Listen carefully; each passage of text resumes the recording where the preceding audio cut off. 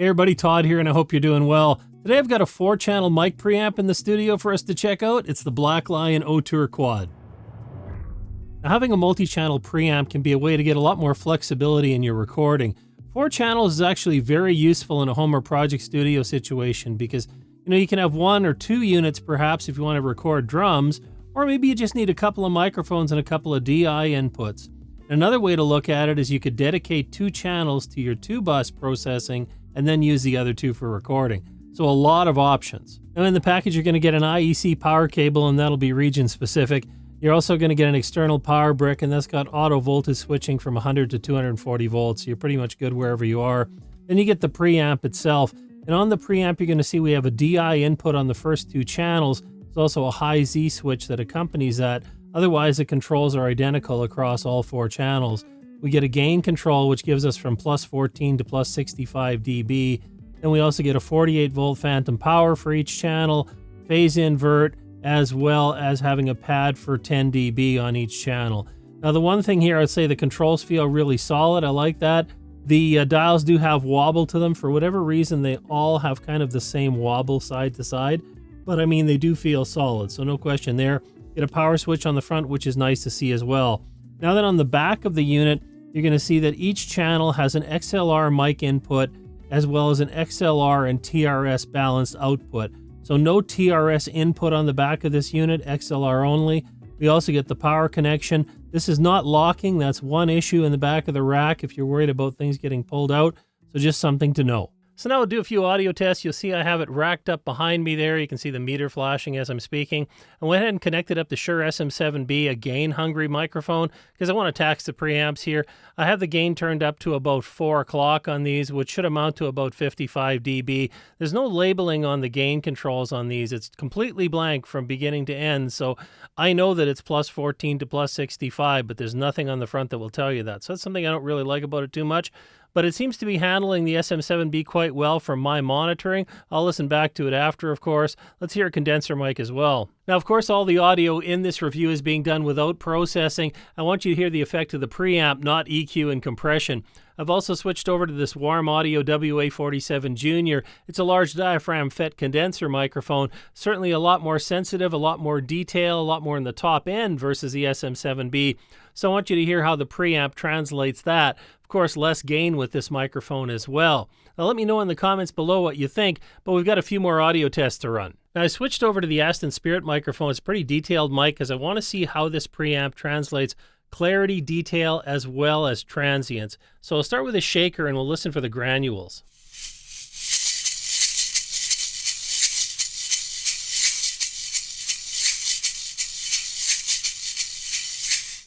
And I can hear quite a bit of detail in my monitoring. Now I'll use the Cabasa for kind of that punchy transients.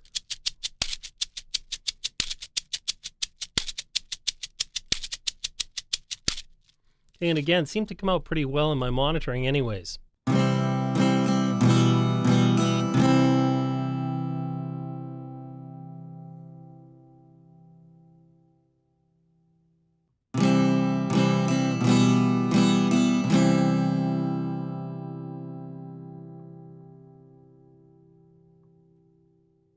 Now I'll show you the frequency analysis comparison. It won't be exact, of course, not scientific. These are 2 different takes. But looking at the log comparison, we can see that the Auteur emphasizes those low and mid-low frequencies. When we move over to the linear for a little more resolution, really it's anything below about 2K. There's a slight emphasis on the Auteur that's not there on the Quantum. Above those frequencies, pretty much even all the way across. And when we look at the line graph in comparison, you can really see that here again in the log, and the linear just gives us that extra detail. Now before I run some audio through the 2-bus to show you what this preamp could be like as part of your mix bus processing, I'm going to do a few technical tests. First we'll check the self-noise on each of the preamps using 150 ohm resistor, and then I'll see if I can actually get a null from 2 channels for stereo.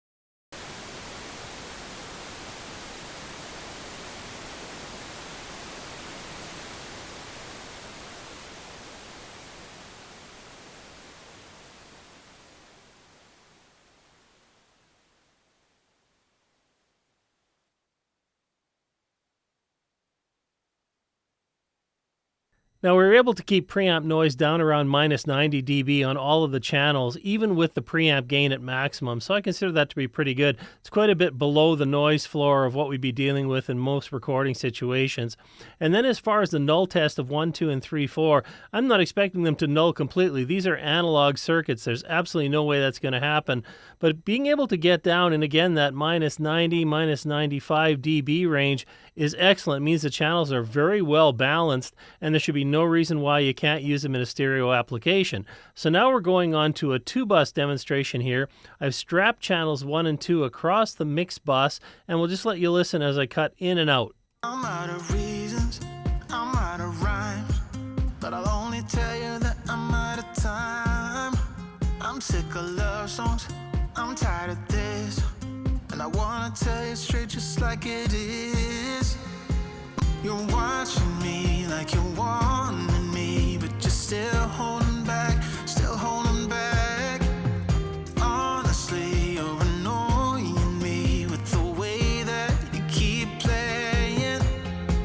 Show me your love like it is, like it is. Bend open my heart like you're fearless. Steal all the gold you can get, you can get. Show me your love, leave me breathless, breathless.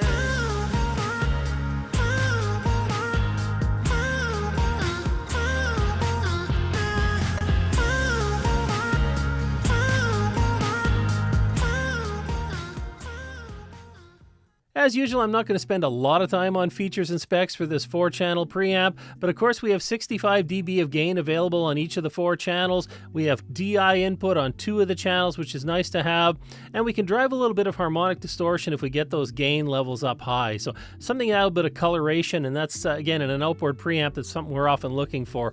Overall, I would say the specs are really competitive. They look good. So now I've had a chance to hear a few audio tests and look at the technical results. I'll give you my final thoughts. This preamp with 4 channels, I think, is a pretty good value at $7.99 US at the time of recording.